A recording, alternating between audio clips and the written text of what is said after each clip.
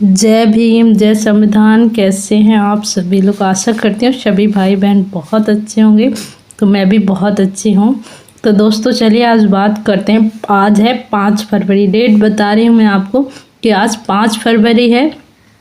5 फरवरी को इतिहास में एक खास दिन माना जाता है, क्योंकि इसी दिन बाबा साहब डॉक्टर भीमराव अंबेडकर जी ने हिंदू कोड बिल भारतीय संसद में पेश किया था दोस्तों।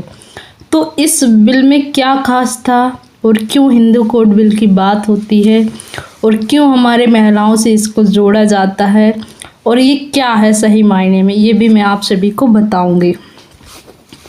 तो कह सकते हो कि भारतीय संसद में जब पेश किया गया था तो खासकर महिलाओं के अधिकार और समानता के लिए एक बड़ा कदम उठाया था दोस्तों बाबा साहब ने। इस बात को हम एक हमारे समाज के भाई लोग समझ रख सकें कि ये बिल क्या था, इससे महिलाओं को क्या अधिकार मिले और आज क्यों महिलाओं को खुश होना चाहिए आज 5 फरवरी के दिन। उस पर आज विशेष चर्चा है हमारी।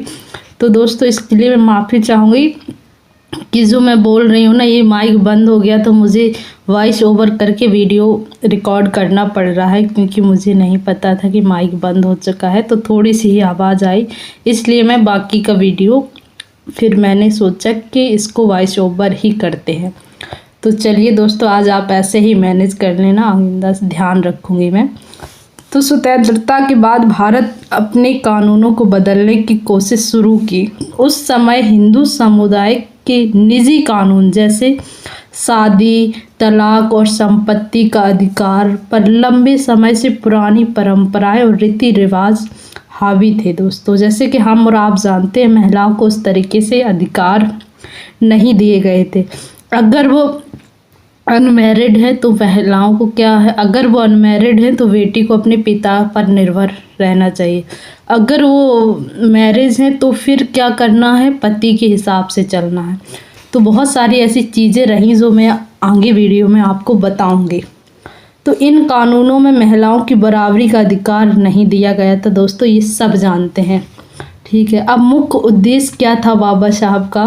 मुख्य उद्देश्य बाबा साहब का ये था कि तलाक, उत्तराधिकार और अभिरक्षा जैसे मामलों को कोड में लिखित रूप से देना चाहिए, क्योंकि महिलाओं को एक समान अधिकार देने चाहिए। समाज में महिलाओं की स्थिति को न्यायपूर्ण बनाना चाहिए और पुरुषों के मुकाबले महिलाओं को भी निर्णय स्वतंत्र देना चाहिए। बाबा साहब ने एक चीज़ और कही थी दोस्तों, जो मैं आप सभी के समक्ष बता दे रही हूँ कि बाबा साहब ने कहा था समाज की प्रकृति महिलाओं की प्रकृति से मापी जानी चाहिए। वह बराबरी के हक के लिए बिल पर काम करेंगे। क्योंकि बाबा साहब ने ये बात क्यों रखी थी दोस्तों?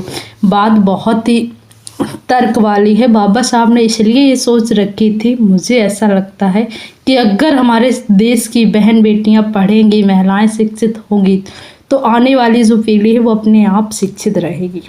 क्योंकि जब महिलाएं पढ़ती हैं ना तो वो और भी लोगों को पढ़ाएंगी, बच्चों को पढ़ाएंगी, पढ़ाई के बारे में जानेंगी। तो मुझे लगता है बाबा साहब ने इसलिए ये बात को रखा था। तो जब बाबा साहब 5 फरवरी 1951 को संसद में बिल पेश किया तो बहुत से नेताओं ने इसका विरोध किया दोस्तों, बहुत से लोगों ने।